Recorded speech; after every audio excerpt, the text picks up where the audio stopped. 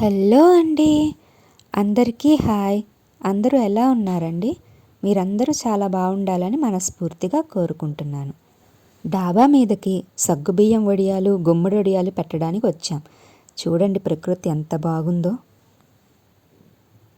ఇంక ఇవాల్టి వీడియో వచ్చి నా లంచ్ ప్రిపరేషన్ వీడియో అండి. ముందుగా అన్నం వండడానికి బియ్యం పెడుతున్నానండి. బియ్యం పెట్టిన తర్వాత అన్నపూర్ణాదేవికి ఈరోజు వంటలన్నీ చక్కగా కుదరాలని చెప్పి దండం పెట్టుకుంటాను. తిన్న వంటలు వంట పట్టి ఆరోగ్యంగా ఉండాలని కోరుకుంటాను. ఇటు బియ్యం పెట్టిన తర్వాత ఇంకో పక్క టమోటా పప్పు కోసం చేస్తున్నానండి.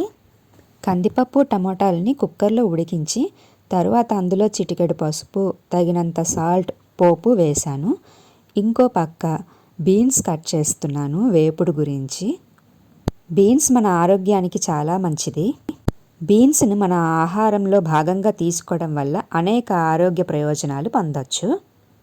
ముఖ్యంగా ఇవి రోగనిరోధక శక్తిని పెంచడంలో కీలక పాత్ర పోషిస్తాయి. ములక్కాడ స్టఫ్ ఏంటి ఇలా రెండుగా పెట్టాను అనుకోకండి, ఒకటి కారం ఇంకొకటి కారం లేకుండా. ఎందుకంటే మా వారు మా బాబు కారం లేకుండా తింటారు, మేమేమో కారంగా తింటాం, అందుకని రెండు రకాలు. ములక్కాడకు తగినంత పసుపు, ఉప్పు వేసి ఉడకపెట్టుకోవాలండి నీళ్ళల్లో.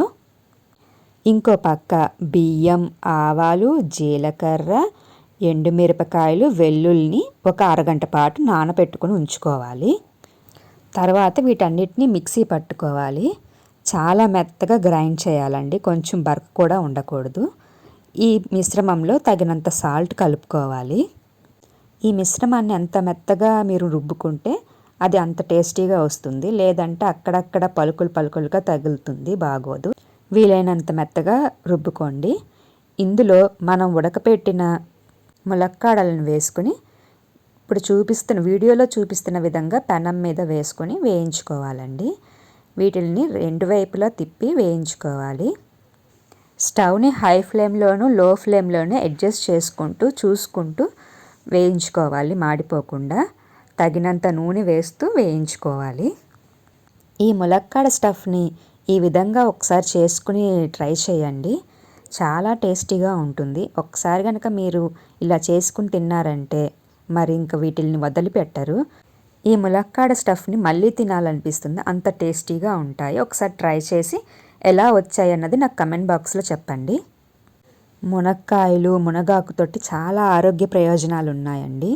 మెయిన్గా ఇది మన ఎముకల్ని దృఢంగా ఉంచడానికి చాలా ఎక్కువ ఉపయోగపడుతుంటాయి.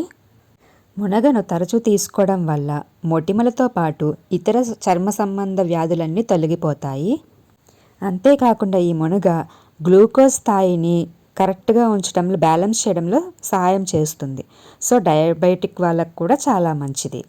ఇదండి ఇవాల్టి నా లంచ్ వీడియో. మీకు గనక ఈ వీడియో నచ్చితే please like, share, subscribe. Thank you for